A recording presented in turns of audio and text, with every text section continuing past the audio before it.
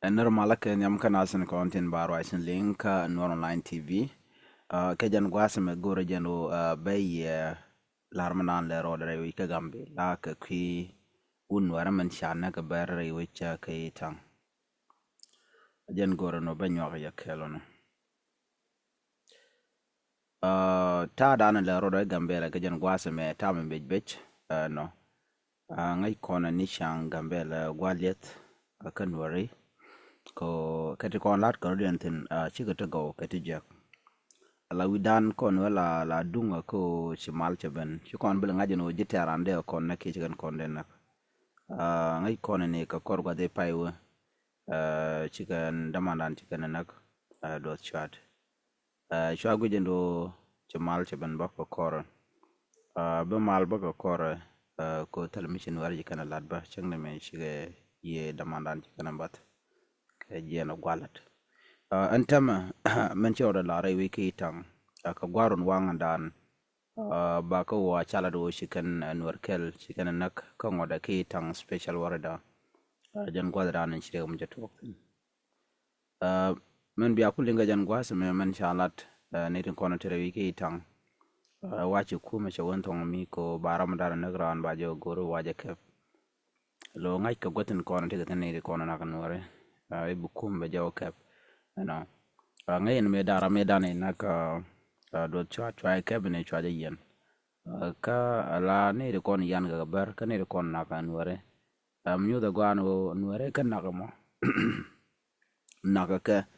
ka telmi telma let kan changa kan mo kon ka background dung ber ta dan te ber ge je ber ka ne ti na kala ne cherin ne la nangana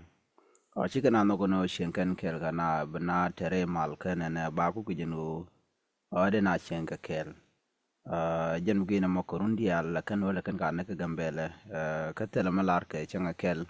ene de kola nuare ke federal government bo ana kuma ethiopia andi tamra kana alar an kuma ethiopia andi tele mada alar mi nuare ka rodin meken ka konta ka mat ka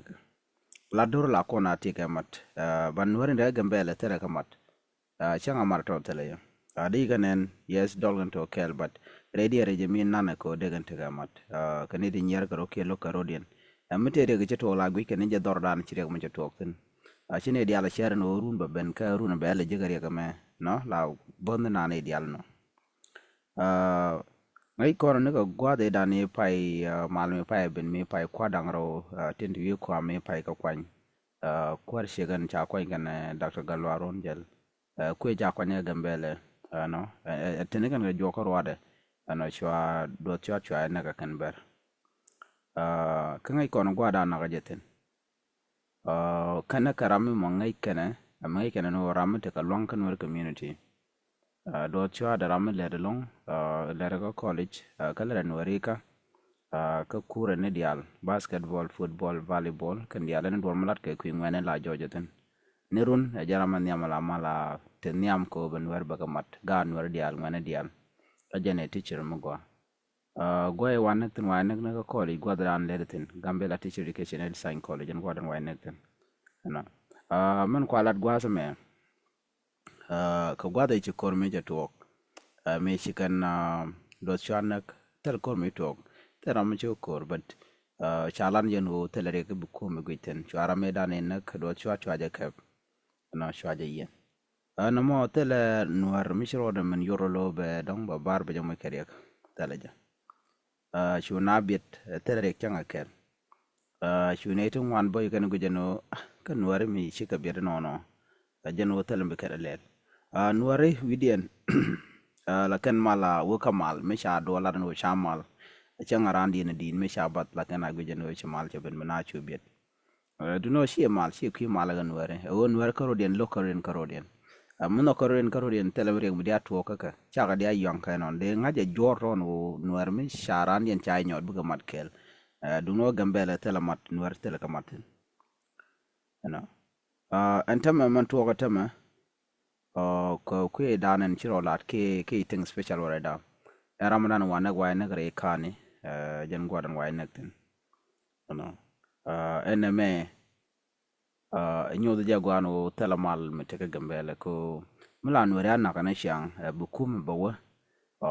be ba mal be jolat ki be ne de kona na karan be go kep kana ke ni jandora kela bo lumule la nuele la jena bare be lat kujumi de we nuore chol kana dunian bad ngode wa kaman na kana nuore lo etel tami mo amu gamo na kaje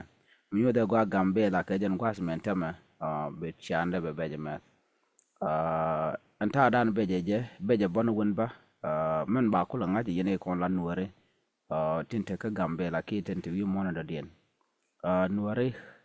gorian mat ano berti bat kana dor la badin ka dor la ku ka advantage dum bo na tinte niam ta dan ke wikeje ku kana jiga la mugo alon ko ngai kana no la berti ka tarodien shirgo tam de kan wa na ka je ba la ulat ko ngai kana en ore kuma ka la ngo la wi lat ka ba ngot ba ka we ben ba ko nan kwiden lo tele gari kana wa ba biaran nak ba jo lat ka lat kuma la tele gari kana mo ngai kana te jen agwam mi je kana kwantan tele gari ten ko ngai kono ka miet en mo karwa de agenda na kana kon ngai kana no ala within kume to just teten mo bawle no ye de chadwer shala but teram bi tik de bi nyora ramamo ka jano che tegran che jabat me de gat kale de ka de shek de la de ka de dor no war de jala de ka ba ye de ba jabat ka do mi shajan ana mo karwa de mi wa gwi ke je shang mi shoro lut jen naga dala naga na tele ne rudien de jora ne mi shi dor shoro kula nyoko wel nyok ya char ka do dan de ro de rom ke je de tik de je ken ke je reide du no me jal ka goli a chikan te ga ma de beken ne de kon la kwarber no biraran jog mu we to ko na me je no shebagwa but dwal ko ba we ka kwer ke ba we tan gwa dan ta ten ko je dan la to no shati jin me jin ko nuore kala nuore mi jak dia jadi nuore de kalwak de nuore de kan linga ngum shebari kan kwar gen kan linga ja responsibility kwar ramna responsible ka all this problem kwar nan la kwar barajende el responsible ka ta dan na kan nuore ka jan mi kan nuore nan na de kwar nuore jo mu chura kan ne kuma but ber kan nan na ka ta ku kan tong ne daga nan man ba ne na ga ne ti jen jok do baro kre bat ka kan yal kel na wan kan ba ne bo kana ke bom ne yet kan na re ka sakine istor ndi al kon lat go on social media mi shu guje ke chu ka YouTube chu ka Google be je bar kan tong nang na ne gwan mi shu la nuer ku la Italian ne kan ko dong de Korean gang only that shu bar ta dan te gatin shi ta malka me de lar no be mala be tin ka kon ga be kon tu ga lem lem no mu te shi kon gor no ban malet kana be kon lar no ya ka je no ne ka ga pa to ko ko ndi ti mu ka je ka cha jan ta dan bana uniam ka je na me agenda le roran tama wana tin gor ga jaram dan chira na kai tang